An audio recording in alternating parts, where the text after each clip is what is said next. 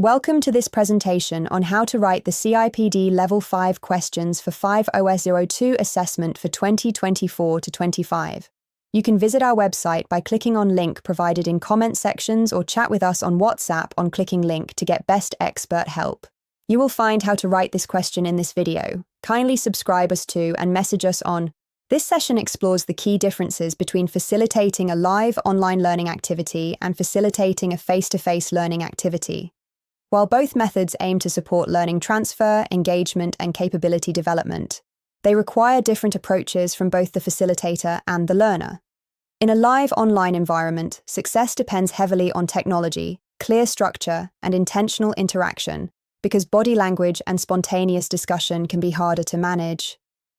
In contrast, face-to-face learning allows facilitators to read the room more easily, build rapport quickly, and respond to learner needs in real time through physical presence. However, it may be less flexible and more resource-intensive. For learners, online learning offers convenience and accessibility, whereas classroom learning can offer stronger social connection and immediate support. Understanding these differences is important so that L&D professionals can select the right method, design appropriately, and ensure an effective learning experience regardless of delivery format. One major difference between live online and face-to-face learning is the facilitator's role and delivery style. In a classroom, facilitators can naturally use eye contact, gestures, movement, and proximity to maintain attention and encourage participation. They can also quickly adapt based on visible learner reactions. In a live online setting, those cues are reduced or delayed, so facilitators need to be more deliberate. Instructions must be clearer, transitions must be more structured, and activities must be carefully timed to avoid confusion or disengagement. The facilitator also needs confidence using digital tools such as breakout rooms, polls, chat functions, and screen sharing. There is an additional responsibility to troubleshoot or manage technical disruption without losing learning momentum. For the facilitator, this means greater preparation and platform familiarity. For learners, it means they depend more on clear guidance and well-organized delivery. Effective digital facilitation is therefore not simply classroom delivery transferred onto a screen. It requires a different professional skill set. Learner engagement is another key area where live online and face-to-face facilitation differ significantly. In a classroom, the physical environment itself supports attention because learners are present in a shared space and are often less likely to disengage unnoticed. Group energy, informal discussion, and collaborative activities can happen more naturally. In contrast, live online learners may face distractions from home or work, technology fatigue, or the temptation to multitask. As a result, online facilitators must design interaction much more intentionally. This may include using polls every few minutes, chat-based reflection, breakout discussions, collaborative whiteboards, and direct questioning.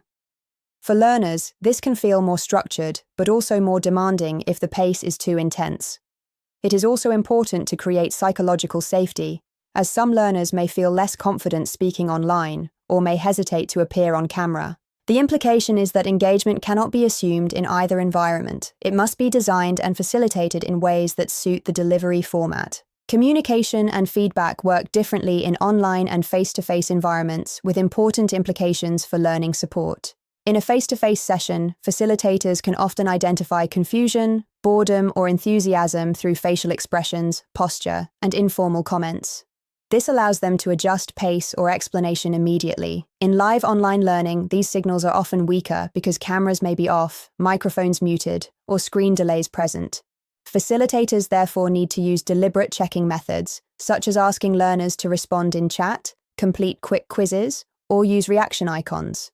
However, online learning can also create advantages. Learners may find it easier to ask questions in writing, revisit recorded content, or access links and digital resources instantly. For learners, this means online learning often requires more self-management and confidence with digital communication. In face-to-face settings, support may feel more immediate, but quieter learners can still remain overlooked. The key implication is that feedback and support must be intentionally built into the learning design, not left to chance. The final implication is that organizations should not treat live online and face-to-face learning as interchangeable formats. Each has strengths and limitations, and the most effective choice depends on the learning objective, audience, and context. For example, online learning may work well for knowledge updates, just-in-time training, and geographically dispersed teams, while face-to-face delivery may be better for behavioral skills, relationship building, or practical simulations. For facilitators, this means they need dedicated development in digital delivery techniques, not just subject knowledge or classroom confidence. For learners, expectations should be made clear in advance, including how to participate, what technology is required, and how support will be provided. L&D teams should also ensure inclusion by considering accessibility, confidence levels, and learning preferences. Overall, the best practice is not to ask whether online or classroom learning is better, but how each can be designed and facilitated effectively to maximize learner engagement, understanding, and transfer back into the workplace.